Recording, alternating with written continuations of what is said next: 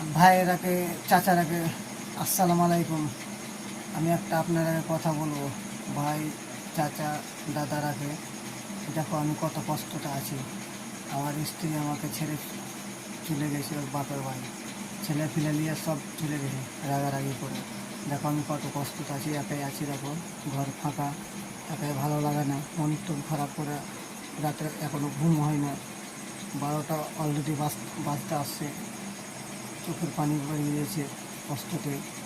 আমি একটু দেখো, সংসারে সবারই একটু অশান্তি হয়, ঝগড়া লাগে, কেউ কম কেউ বেশি, কিন্তু আমার স্ত্রী একটু বুঝলো না, চলে গেলো রাগারাগি করে বাপের বাড়ি।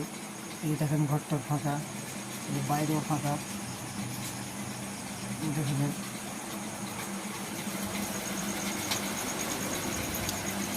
দু তিন জায়গাতে বিছানা আছে কিন্তু লোক নেই। আমি একাই এখন বাইরে বাইরে ঘুমাবো না ঘরে ঘুমাবো, কারণ আমার তো ঘুমই তো আসে না।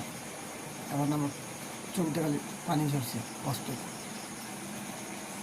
আমি এত এত রকম করে বুঝালাম কি যেও না, আমার কথাই শুনলে না, বুঝলে না, রাগ করে চলে হলো।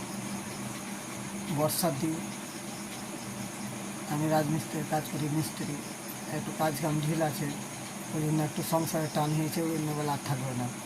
কেমন মেয়ে দেখো, ওই জন্য বলছি ভাইয়ের দেখার আগে আমার ভিডিওটা একটু শেয়ার করবেন, লাইক করবেন, সকলের কাছে জানলে ভিডিওটা পৌঁছে দেবেন। অবশ্যই ভালো থাকেন।